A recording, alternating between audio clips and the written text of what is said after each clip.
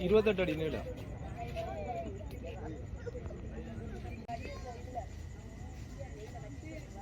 கறக்காது இந்த லோக்கு.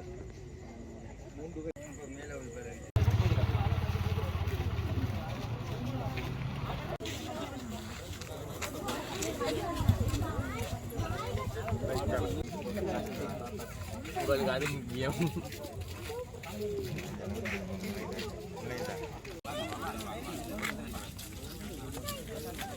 ஆதாரத்துடன் நாங்கள் அதில் வாழ்வாதாரம்னா மீன் பிடிக்கிறார்களுக்கு இல்லை பிரச்சனை தான் இல்லையா?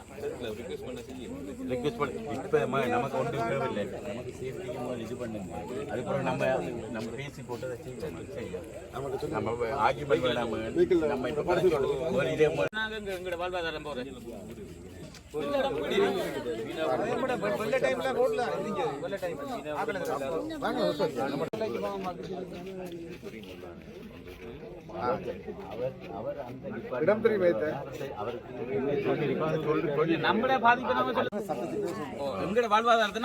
நீங்க சொல்லிக்கிறீங்க இது ரெண்டையும் வந்து பண்றக்கூடிய நாளைக்கு அதுக்குரிய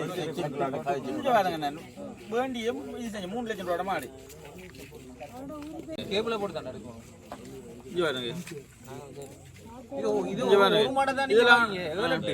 இதெல்லாம் மாறு எங்களுக்கு நஷ்டம் எடுத்தாரு.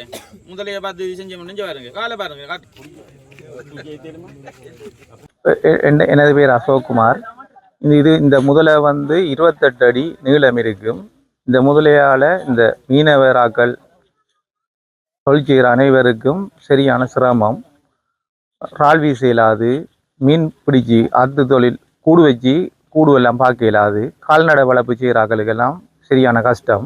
ஆத்தங்கரை கரையோர பகுதியில் இருக்கிறார்கள் கோழி, நாய், ஆடு, மாடு எல்லாத்தையும் இந்த முதலையால் பெரிய இடையூறுவாக இருக்குது.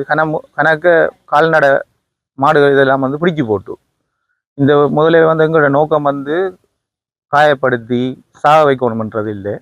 இதை வந்து உரிய அதிகாரிகள், வனவிலங்கு அதிகாரிகள்கிட்ட பாரப்படுத்தி அவர்கள் வந்து இந்த நடமாட்டம் இல்லாத இடத்துல இதை கொண்டு ஒழுங்கான முறையில் இதை கொண்டு விடணும் மட்டும் தான் எங்களோட நோக்கம். இதை வந்து தனியோ 2-3 பேரோ பிடிக்கல. இந்த புளியந்தீவு, கல்லடி தெரு சைவ பொதுமக்கள் அனைவர் ஒத்துழைப்புடைய தான் இந்த முதலையை பிடித்து வைத்திருக்கு. எங்கள் அனர்த்தம், இந்த வெள்ள அனர்த்தம் வந்த ஒரு 6-7 நாள் இருந்தது. ரோட்டெல்லாம் ஃபுல்லாக இந்த முதலையால் இடையூறு ஆக்கெல்லாம் திறத்தினது.